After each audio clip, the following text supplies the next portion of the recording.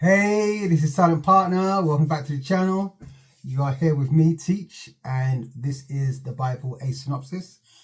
Each week we look at one book of the Bible and we break it down to explain it to you, to simplify it, to make it easy for you to understand it. So when you're reading it, you can say, oh, that's what it's about. Literally, that is what my channel is. So today we're looking at the book of Ezra. So grab your pens and your notepads and I'm going to start reading through my notes and you should be taking your own notes. Okay, while you're grabbing your pens and pads, I'm going to take this opportunity to say don't forget to like and subscribe to the channel. And also I'm going to say if you do know people that you think this would be useful for them, you know, I know someone that would probably like this stuff, forward it to them. Yeah, okay, and we'll share and together we're doing our bit to enhance the kingdom of God and to share the gospel. Okay, right, so let's dive straight in.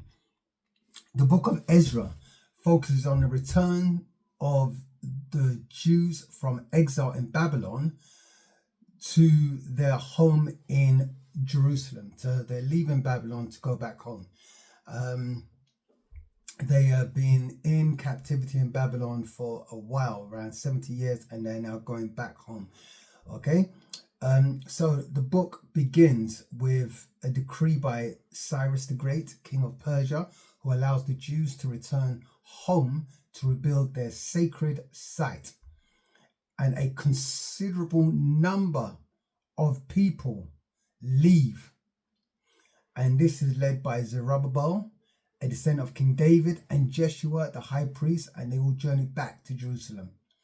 Upon their return, they face loads and loads of challenges, including local opposition, surrounding nations, and also trying to build this temple.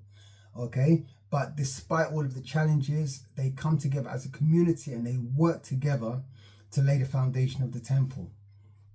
And when they do that, there is this renewed vigor to say, like, right, we're recommitting to God. But later on, Ezra turns up.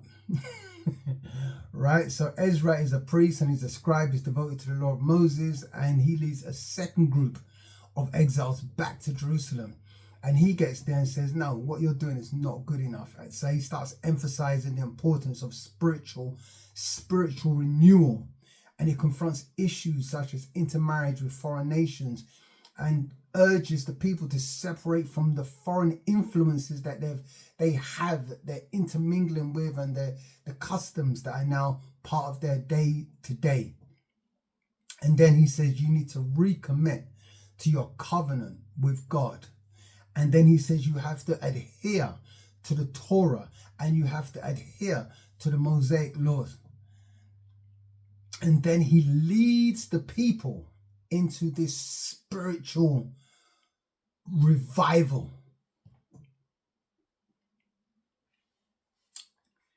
Anyway, throughout the book, there's a determination of the people.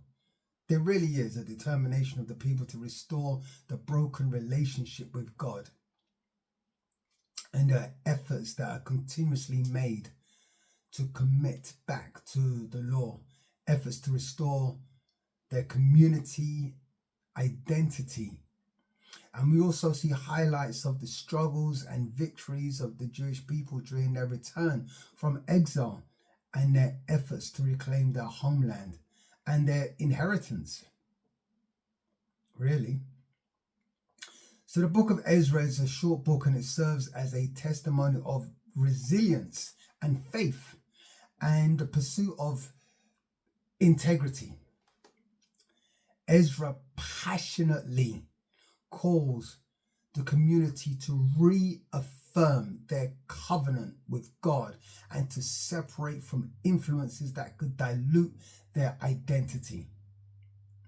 In the book of Ezra, we see examples of faithfulness to God and the challenges and triumphs of the people as they seek to rebuild not only the temple, but also their relationship with God. And this has been Ezra. Thank you.